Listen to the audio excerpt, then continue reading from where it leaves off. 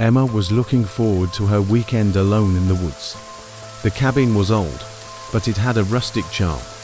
Nestled deep in the forest, it was the perfect place to unwind and leave behind the chaos of city life. The air was crisp, and the only sounds were the distant rustling of leaves and the occasional chirp of birds. By the time night fell, a storm had rolled in, and the sky was an inky black. Heavy rain tapped against the windows, and every so often, thunder growled in the distance. Emma curled up on the couch with a mug of tea, relishing the solitude. She had a good book, a blanket, and the soft glow of a lamp beside her. Then the power flickered, once, twice, and then everything went dark. Emma sat up, irritated, but not alarmed. It was an old cabin, and she had expected something like this. Grabbing her phone, she turned on the flashlight and walked to the kitchen, where she had left a box of candles. The light from her phone cast eerie shadows across the room, making the cabin feel smaller than it was. She lit a few candles and placed them around, the soft, flickering light creating a warm but fragile glow. Her phone showed no signal, but that was no surprise either. She had been prepared for isolation. What she wasn't prepared for, though, was the uneasy feeling creeping up her spine. The kind of feeling you get when you're being watched. Emma shook it off. She was alone. It was just the storm playing tricks on her mind.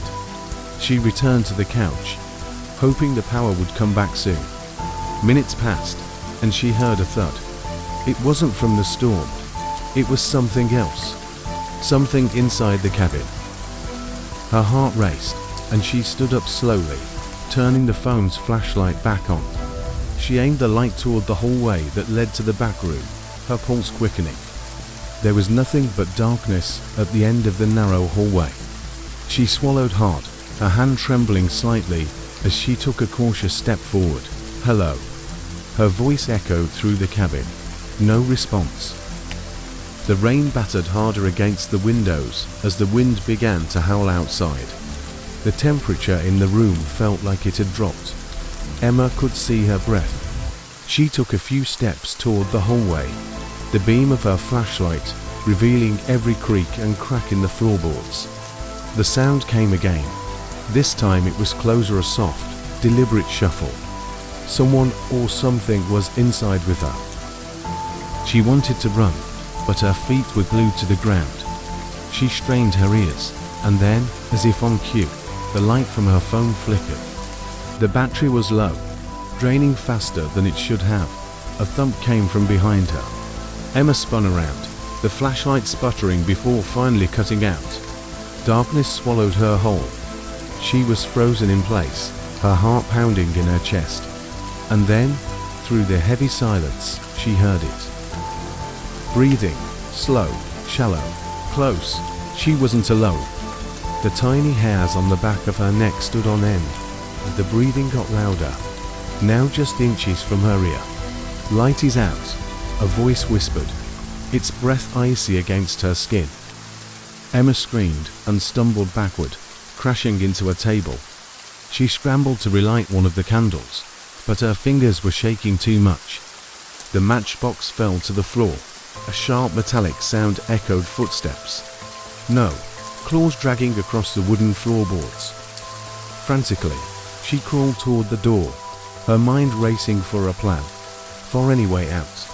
She fumbled for the door handle, but it wouldn't budge. Locked.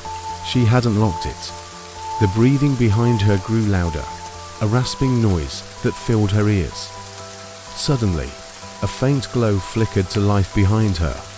One of the candles relit on its own. She turned slowly, dread filling every inch of her. In the dim, flickering light, she saw a figure standing in the corner of the room. Its outline was barely human, its skin pale and stretched tight over bones. Its eyes were glowing, unblinking, fixed on her. It stepped forward, the floor creaking beneath its weight. Emma's breath caught in her throat as the thing leaned toward her, its twisted mouth curling into a grotesque grin.